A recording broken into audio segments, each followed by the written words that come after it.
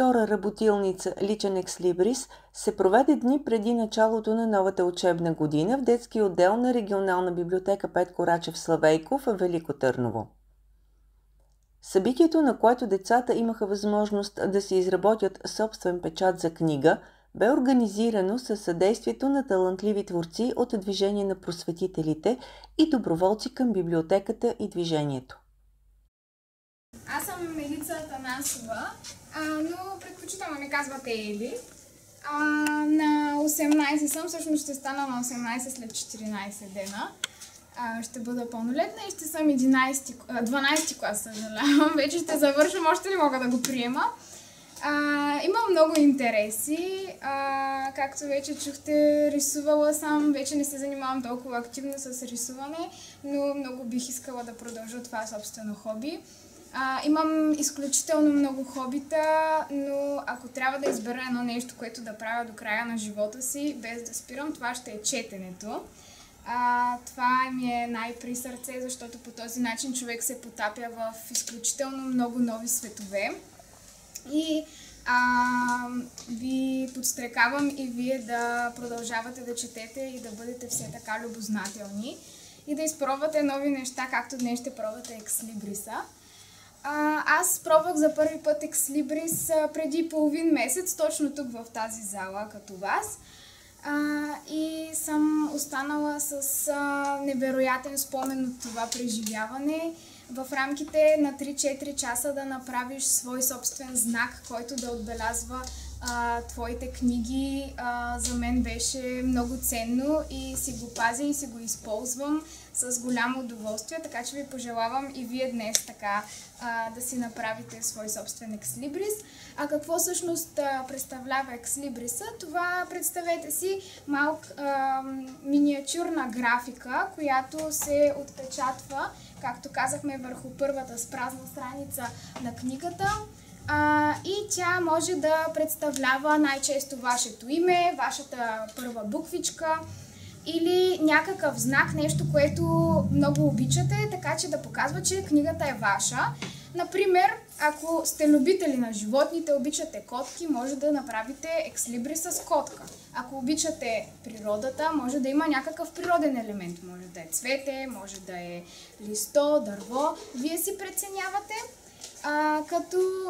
Аз имах една учителка по изобразително изкуство, тя казваше: креативността няма граници, и това се превърна в моето мото и ви пожелавам и вие така да творите без граници. В тази книжка е много интересно, че всъщност в нея са описани всички паметници в град Велико Търново. А паметниците, които минаваме покрай тях, те са част от скулптурата. Те са монументална скулптура. Може да ги видим от всички страни или само от една страна. Може да ги докоснем и да усетим техния релеф. И тук може да видим различни изображения, даже ни сме минали много често покрай някои от паметниците. В училищата има също скулптури и паметници на патрона на училищата. Какви животни? Това, което изразява най-добре нас, така както ние го усещаме. Има и хора. Значи всичко може да направим. Хора, къщички, битови предмети. Графиката е черно-бяла рисунка. Тя не е само с олив или туш перо, но и много сложна техника за отпечатване. Има няколко вида печати. Така, висок печат и нисък печат. Ето няколко примера за висок печат.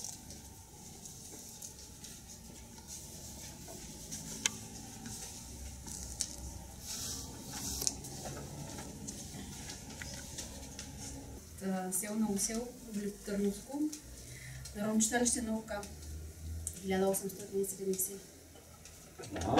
Маруся ще помага заедно с нас, с Живко, с мен и Марти. Така че, какво е необходимо да получите помощ, само дигнете ръка или на публика. Така, може и по име, вече се познаваме. Кажете, имаме проблем и ще го разрешим заедно. Така че,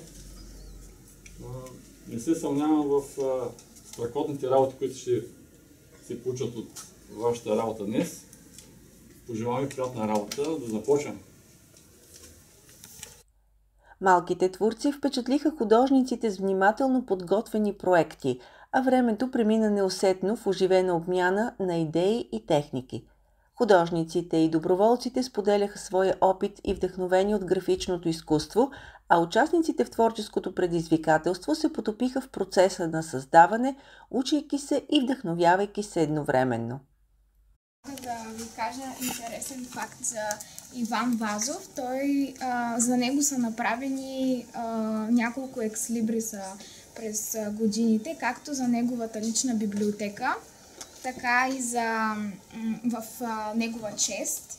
Като за неговата библиотека екслибрисът е направен около 1920 година от Ирина Вазова. Тя е неговата племенница, а след това са правени и екслибриси в негова чест, както вече отбелязах, от различни творци. Не е лесно да се прави екслибрис. Нищо, че в малките класове сме учили техника с линолеум и резец. Работилницата се превърна не просто в място за съзидание, а в истинска среща на идеи, таланти и въображение, които оставиха незабравими впечатления у всички присъстващи. На финала на творческия процес, по традиция, младите творци си направиха снимка за спомен с изработените екслибриси.